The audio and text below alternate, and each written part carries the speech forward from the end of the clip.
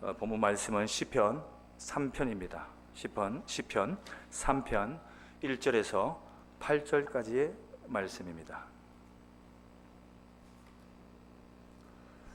시편 3편 1절에서 8절까지 말씀입니다. 한 절씩 찾으셨으면 교독하시겠습니다. 제가 먼저 읽겠습니다. 여호와여, 나의 대적이 어찌 그리 많은지요. 일어나 나를 치는 자가 많으니이다.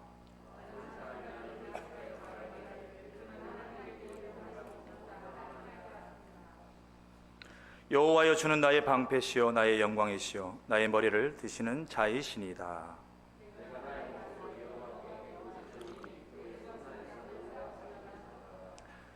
내가 누워 자고 깨었으니 여호와께서 나를 붙드심이로다.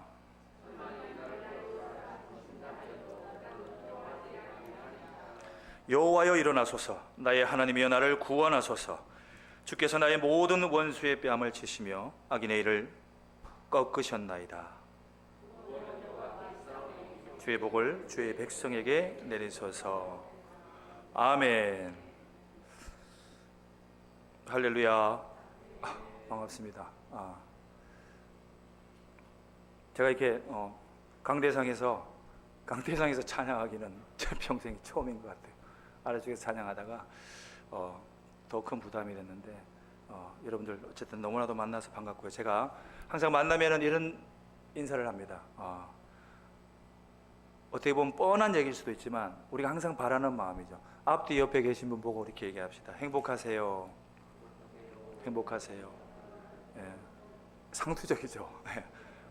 행복하세요. 더 행복하세요. 마지막으로 끝까지 행복하세요. 예, 그냥 오늘만 행복하고 내일만 행복하고 한 주만 행복하고 한 달만 행복한 것이 아니라 천국 가는 그날까지 끝까지 행복하십시오. 아멘. 행복, 여러분들 행복하십니까? 행복하십니까? 아멘. 예, 저는 행복합니다. 왜 행복하냐고요? 매일매일 주님과 동행하니까 행복합니다. 그리고 여러분을 만나서 행복합니다. 아멘이 적군요. 우리나라 사람들은 행복지수가 낮다고 합니다. 이해가 되지 않죠. 잘 살잖아요. 물론 일부가 여러 가지 상황이 있겠지만 전반적으로 우리나라는 IT 강국이고요, 문화 강국이고 전 세계에서 우리나라를 주목하고 있는 나라입니다. 그런데 행복지수가 낮다고 한다면은 이게 뭔가 맞지가 않죠. 그 이유가 뭔가, 어떻게 보면 오랫동안 우리가 생각했던 이런 문제점에 대한 당면 과제가 많은데 우리가 어떻게 해결할 수 있는 방법은 없습니다. 중요한 것은 행복지수라는 것은 물질하고 아무런 상관이 없다는 것입니다.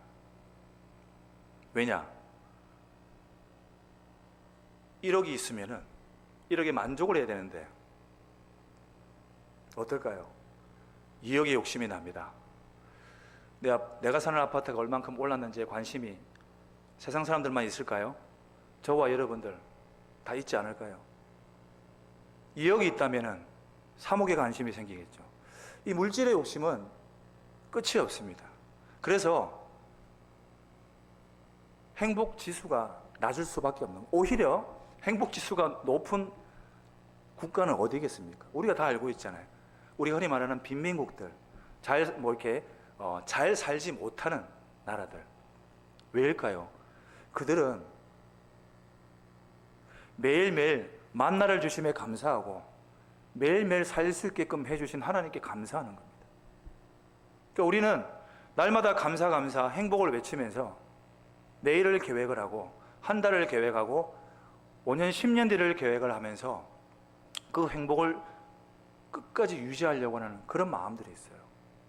자, 그 행복한 마음을 갖고자 하는데 반면에 불행한 사람은 어떤 사람들이냐? 저와 여러분일까요? 아니, 저는 세상 사람들이라고 생각합니다. 이 성도 여러분들은 행복한 사람이라고 저는 생각을 해요. 전에 말씀드렸지만 하나님 앞에 예배하는 모습과 날마다 하나님 앞에 예배자로서 서는 모습, 이것만으로도 우리는 행복자인 것입니다. 제가 지난주에 왔잖아요.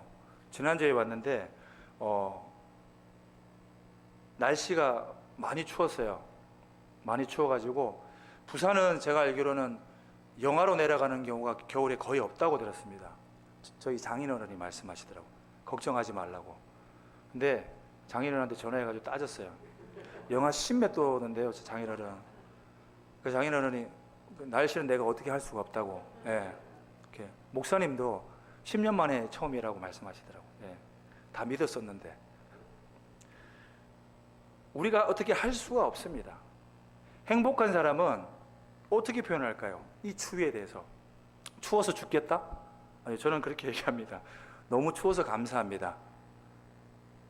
행복한 사람은 주님 안에서 어떠한 상황이든지 간에 그 상황을 불평으로 가지 아니하고 감사로 여겨지는 사람입니다. 근데 이 성경 안에도 행복한 사람만 있느냐? 아닌 것입니다. 불행한 사람이 너무나도 많습니다. 새롭게 하소서라는 프로그램에도 출연했었는데 여러분들 아실런가 모르겠지만 호주 시드니 호주에 있는 그 무슨 교회죠? 교회를 잘 모르겠어요. 어노인튼 교회라고 있어요. 그 교회에서 담임을 하시는 윤치영 목사님께서 작년에 책을 출간하셨는데 주가 쓰시겠다라는 책입니다. 이 책을 내면서 이 목사님께서 그 호주라는 곳에서 사역을 하시면서 겪었던 엄청난 그런 고난과 역경에 대한 내용을 물론 역경을 이겨내셨기 때문에 하나님의 은혜로 그걸 책으로 쓴 그 책입니다. 주가 쓰시겠다. 시간 나시면 한번 읽어보시기 바랍니다. 간단하게 말씀드리면 주일학교 전도사로 섬겼던 2004년도에 호주에서 학생들 대상으로 이렇게 사역을 하는데 너무나도 정말 억울하게 옥살이를 하게 됐어요. 열심히 섬겼는데 자기가 생각지도 못한 그런 일에 연루가 돼가지고 주일학교 여학생을 감금했다, 폭행했다, 이런 이유로 다른 나라에서 교도소에 감금이 된 거죠. 거기서 이 전사님께서 지금 목사님이시지만 간증을 하게 되는 그런 책의 내용입니다. 하나님도 다 싫었어요. 내가 주의 일을 갖다가 열심히 했는데 왜 하나님이 살아계시다면 왜 나에게 이런 고난을 겪게 하셨는가? 아니 열심히 안 한 것도 아니고 정말 열심히 했는데 아이들의 그 영혼을 살리기 위해서 주야로 열심히 기도하고 섬기고 그런데 그 결과가 교도소행이었어요. 근데 그때까지 목사님 몰랐던 거죠. 하나님의 놀라운 계획하심은 그 섭리하심이 그 교도소 안에 있었다는 사실을 뒤에 알게 됐다는 겁니다. 비록 인생에서 사방이 막혀버리고 답답함을 경험했지만 결국에 하나님의 섭리하심이 어떤 곳에 있다는 것을 교도소에 있다는 것을 이 목사님이 깨달은 거죠. 그래서 그때부터 교도소 사역과 선교 사역을 시작했던 것입니다. 그 놀라운 사역의 현장이 그 책에 쓰여져 있습니다.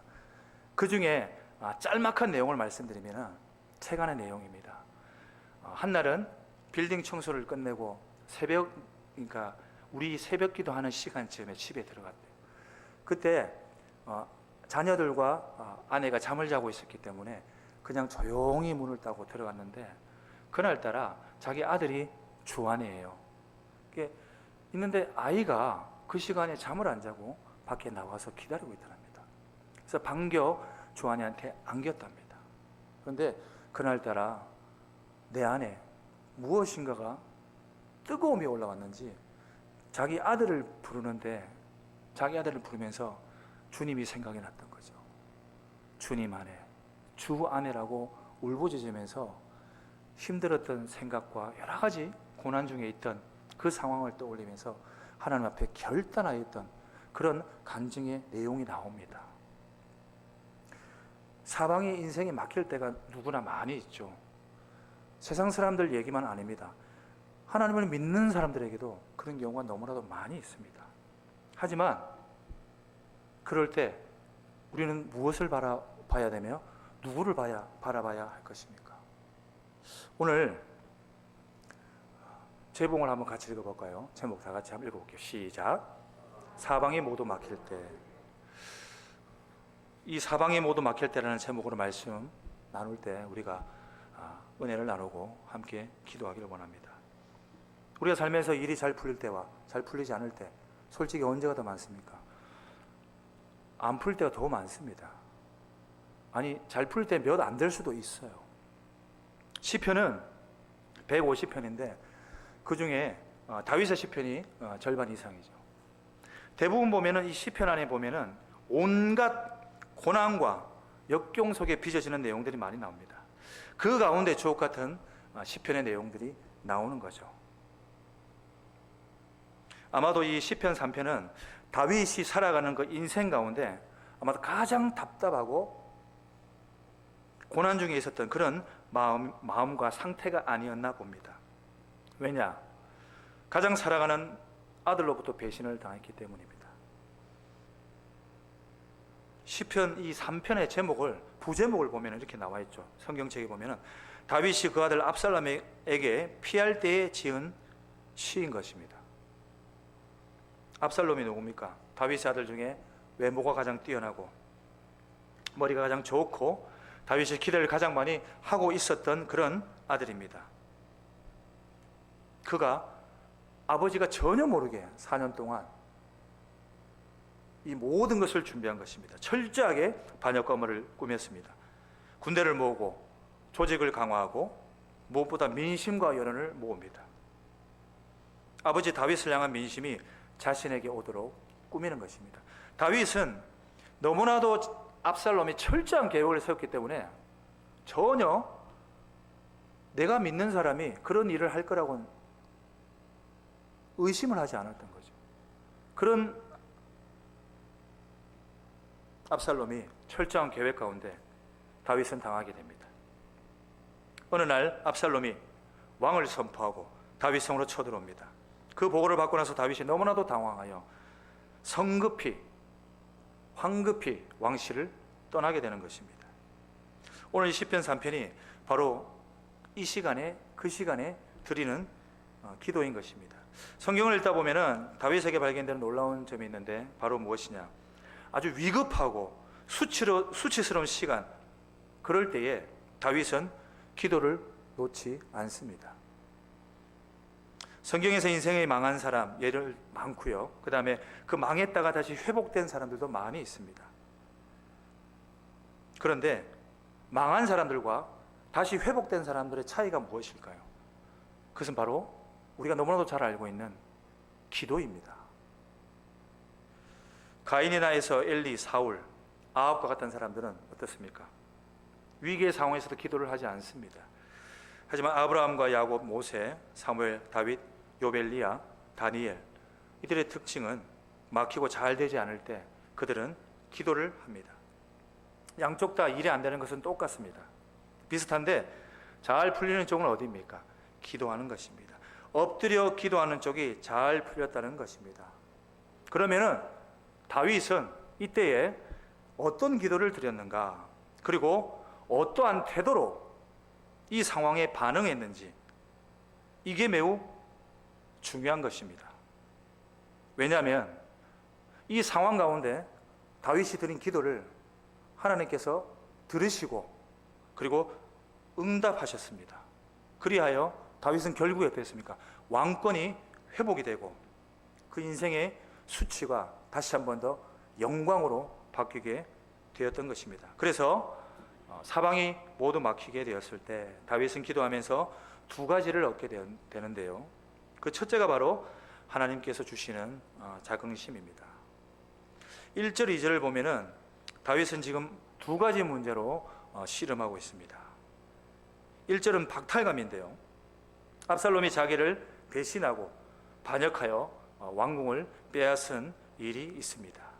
우리 1절을 함께 읽어보도록 하겠습니다. 1절은 같이 읽겠습니다. 시작. 여호와여, 나의 대적이 어찌 그리 많은지요. 일어나 나를 치는 자가 많으니이다. 아멘.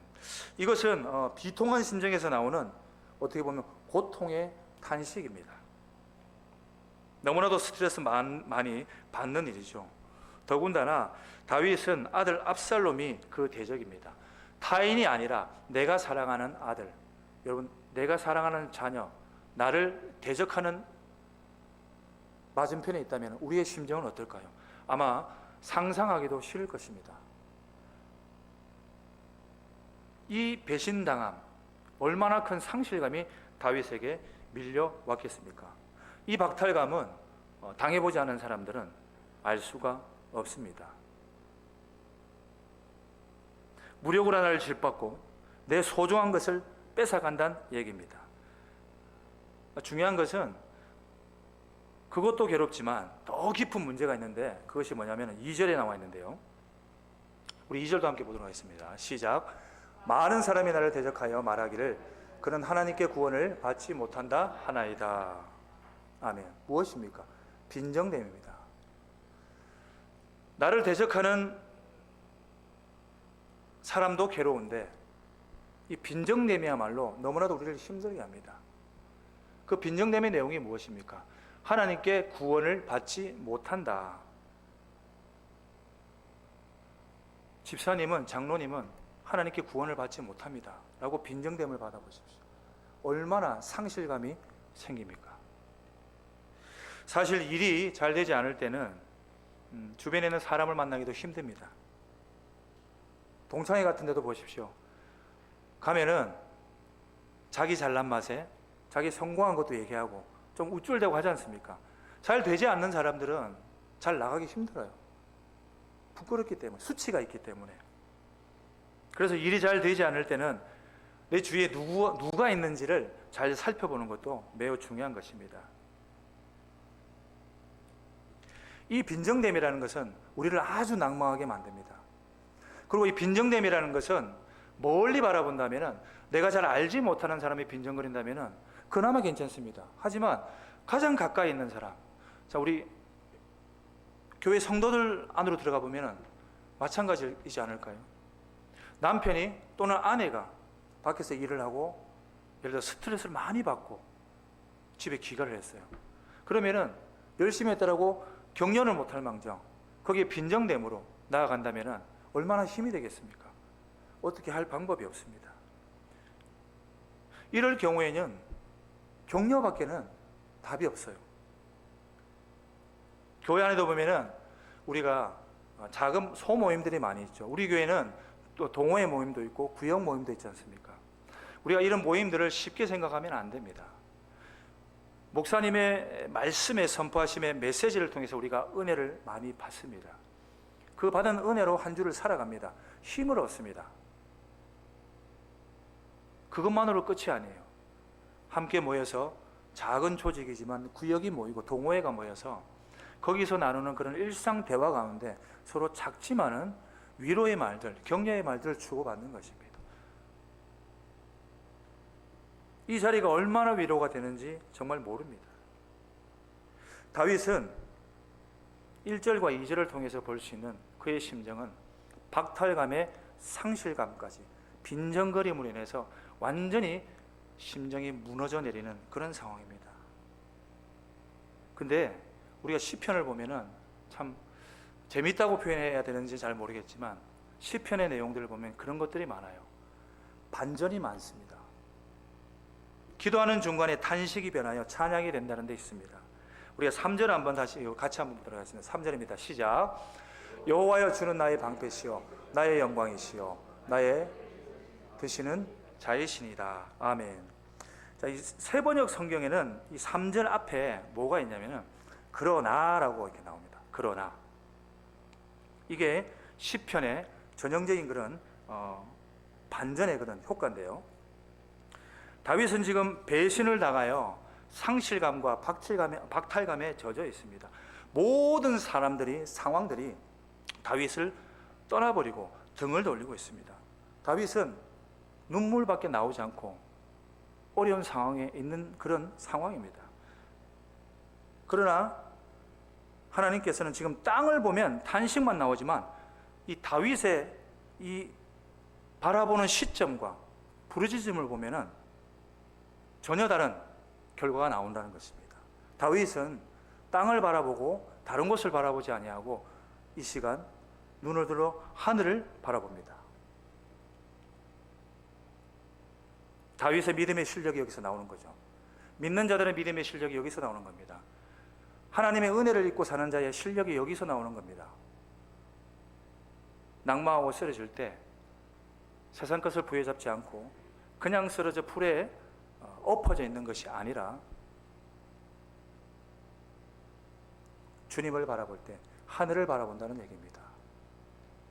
이게 바로 믿음의 실력자인 것입니다. 그리고 사울과 다윗의 결정적인 차이가, 그 믿음의 실력이 여기서 나오는 것입니다. 아브라함과 롯의 차이가 나고 엘리와 사무엘의 차이가 나는 것입니다. 주님은 내게 어떤 분이신가? 다윗은 고백합니다. 다시 한번 더 다윗의 그 선포하는 고백의 내용이 3절입니다. 다시 한번 읽어볼까요? 3절 시작. 여호와여, 주는 나의 방패시요 나의 영광이시요 나의 머리를 드시는 자이시니이다. 아멘. 이것이 자긍심의 문제입니다. 다윗은 하나님 앞에서 이제 자존감을 회복합니다. 자긍심으로 일어납니다. 주님 앞에 하나님이 주시는 그 자긍심, 이 말씀처럼 무언가 회복이 되어 가는 것입니다. 주님은 나의 방패시요 나의 영광이시요 나의 머리를 드시는 자의 신이다. 이 자긍심으로 일어나게 되는, 믿음의 실력으로 자긍심을 갖는 저와 여러분들이 되시기를 간절히 소망합니다. 둘째는 하나님이 주시는 담대함입니다. 우리 4절 보겠습니다. 4절도 함께 읽겠습니다. 시작. 내가 나의 목소리로 여호와께 부르짖으니 그의 성산에서 응답하시는도다. 아멘. 소리 높여 높이 부르짖을 때 그 마음의 탄식이 찬양으로 바꾸어지다가 이제 다윗에게 확신을 얻는 그런 모습이 4절에 나옵니다. 그 기도가, 내 기도가 응답이 되었다는 바로 확신입니다. 다윗이 도망가면서 하나님 앞에 기도했다고 하니까 슬픔에 잠겨서 그냥 조아림에서 잡게 기도했느냐, 이 4절 말씀처럼 다윗은 어떻게 여호와께 부르짖었다라고 말씀하고 있습니다. 예레미야 33절 3절 말씀 우리 함께 읽어보도록 하겠습니다. 시작. 너는 내게 부르짖으라. 내가 내게 응답하겠고 내가 알지 못하고 크고 놀 은밀한 일을 내게 보이리라. 아멘. 부르짖으며 기도했다. 4절 말씀에 내가 나의 목소리로 여호와께 부르짖었다라고 하고 있습니다. 큰 목소리로 주는 나의 방패시며 주는 나의 영광이시며 주는 내 머리를 드시는 분이라고 부르짖으며 기도를 했다는 얘기인 것입니다. 성도의 삶이 이렇게 비교를 합니다. 흔히 얘기를 합니다. 밧데리 인생이라고. 그 말이 뭐냐면은 배터리는 처음에는 완충이 되어 있습니다. 근데 사용을 하다 보면은 방전이 되죠. 그 방전을 해결하려면 어떻게 되겠습니까?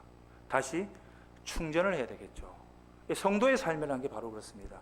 그냥 계속 내버려두면은 방전되는 인생이 될 수밖에 없습니다. 그래서 매일매일 새벽 제단을 쌓고 매일매일 갖다가 세상에서 맞서 싸우기 위해서 우리가 어떻게 됩니까? 말씀과 기도로 계속 충전시켜야 된다는 겁니다. 이게 성도의 삶인 것입니다. 그러기 위해서 더욱더 부르짖고 주님 앞에 나아가는 저와 여러분이 될 수만 있기를 주의 말씀을 간절히 축복합니다. 자, 이제 다윗의 마음에 여유가 생겼습니다. 왜? 주님께 부르짖으니 어떻게 해요? 주의 성산에서 응답이 오고 주님께 바라보는 그 다윗의 마음이 평안함이 왔기 때문입니다. 자, 우리 5절 함께 읽겠습니다. 5절입니다. 내가 누워 자고 깨었으니 여호와께서 나를 붙드심이로다. 하나님께서 주시는 그 담대함으로 마음이 가득 차게 되면 이제까지 쫓기는 심정으로 살았는데 아무도 두렵지 않은 그런 심정으로 바꾸어집니다. 지금 다윗의 상황은 우리가 현실을 보게 되면 다윗의 상황은 하나도 변한 것이 없습니다. 똑같습니다. 자기 아들에게 쫓기고 다 잃어버리고 아무것도 없는 상태는 동일합니다. 하지만 어떻습니까? 상황은 전혀 바뀌지 않았습니다. 중요한 것은 내 안에 믿음이 실력이 자라 훨씬 커지는 것입니다. 그래서 다윗은 이런 고백을 합니다. 제가 읽겠습니다. 6절입니다. 천만인이 나를 애워싸 진친다 해도 나는 두려워하지 아니하리이다. 아멘. 천만대군이 나를 진친다고 해도 다윗에게 다윗에게는 담대함이 부어졌던 것입니다. 확실히 달라졌습니다. 완전히 바뀌었습니다. 이 6절 말씀으로 인해서 다윗의 지금 믿음의 상태는 극에 달합니다. 이전까지 어려웠고 힘들고 괴로웠던, 자신에게 닥쳐왔던 박탈감과 상실감은 온데간데 없고, 이제는 담대함이 다윗을 지배하기 시작합니다. 동서남북 사방에서 아무리 나를 공격한다고 해도, 사람들이 나를 빈정댄다 하더라도 지금은 아무런 다윗에게 어려움이 없다는 것입니다. 두려움이 없다는 것입니다. 우리 처음에 찬양을 드렸던 주님은 나의 산성이시요 나의 요새시요 나의 소망 되신 주님을 선포하니 아무런 어려움이 없다는 것입니다. 이것이 얼마나 어려운 상황인데 다윗에게는 그 믿음의 실력이 있기 때문에 하나님께서 부어주시는 그런 담대함인 것입니다. 좀 전에도 말씀드렸지만 지금 다윗에게 뭐가 바뀌었습니까? 박탈감과 상실감, 실패감, 이것으로 가득했던 다윗의 마음, 그런데 말할 수 없는 담대함으로 바뀌었던 것입니다. 무엇을 하였습니까? 하나님 앞에 간절하게 기도했다는 것입니다. 믿음의 담대함, 기도의 능력을 구하고 나의 힘이 되신 여호와 앞에 간절하게 부르짖으며 기도하니 하나님께서 다윗에게 담대함을 부어 주셨다는 사실입니다. 또한 이 담대함은 이제 마지막에 7절 이후에 8절까지 이 기도에서 절정에 달합니다. 다윗은 자기 인생이 승리할 것을 이제 의심하지 않습니다. 우리가 믿음으로, 마음으로 확신을 가지고 기도할 때 어떠합니까? 기도의 응답을 주시옵소서, 내일 주시옵소서, 모레 주시옵소서, 10일까지, 한 달 뒤에 해야 될 것이 있습니다. 결제를 해야 되는데 주님 무조건 해주세요. 중요한 것은 이 다윗의 기도처럼 믿음의 확신을 가지고 해야 되는 것입니다. 무엇을 기도하시든, 우리가 어떤 것을 기도하시든 믿음의 확신, 주님께서 믿음으로 확신을 주셨다라는 것을 우리가 믿고 담대함으로 주님 앞에 나아간다면 다윗의 기도처럼, 다윗의 이 담대함처럼, 다윗은 이 7절 8절에서는 어떤 기도를 하느냐? 여호와께 일어나라고 합니다. 하나님 앞에. 너무나도 담대한 기도입니다. 조금 전까지 슬퍼하며 박탈감과 상실감에 있던 다윗은 이제 부르짖으며 주님의 응답하심으로 믿음의 확신으로 주님 앞에 외칩니다. 어떻게 해요? 여호와여 일어나소서. 우리 7절 한번 읽겠습니다. 같이요. 시작. 여호와여 일어나소서. 나의 하나님이여 나를 구원하소서. 주께서 나의 모든 원수의 뺨을 치시며 악인의 일을 꺾으셨나이다. 아멘. 우리 빨간 줄로 적혀있는 다시 한번 읽어볼까요? 시작. 여호와여 일어나소서. 1절에는 누가 일어납니까? 1절에는 기억나세요? 다윗의 대적들이 일어납니다. 다윗의 그 엄청난 고난 속에 먼저 다윗에게 다가왔던 박탈감이, 상실감이 대적이 일어나면서 발생이 돼요. 그러나 확신을 가지고 이제 주님께 부르짖으며 주님의 성산에서 응답을 받은 다윗은 어떻게 하며 7절의 고백처럼 여호와 하나님이 일어나신다는 사실입니다. 주께서 내 원수의 뺨을 치시며 악인의 일을 꺾으셨나이다. 아멘. 다윗의 기도처럼, 다윗의 믿음의 확신의 고백처럼 기도로 모든 상황을 이겨내고 회복하는 저와 여러분들이 될 수 있기를 주님의 이름으로 축복합니다. 성도 여러분, 우리 하나님 지금도 살아계십니다. 내 주변에 상황이 막혀 있을 때 하나님을 놓지 마십시오. 기도하는 사람은 하나님이 주시는 자긍심을 반드시 회복합니다. 기도하는 사람은 하늘에서 오는 담대함으로 가득 채워집니다.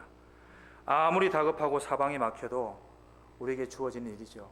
이 기도하는 일을 절대 멈추지 마시고 닫지 말아야 합니다.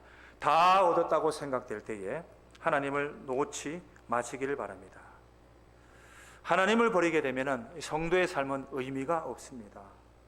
다 잃었다고 여겨질 때에 우리는 하나님만 잃지 않으면 된다는 사실을 기억하시기를 바랍니다.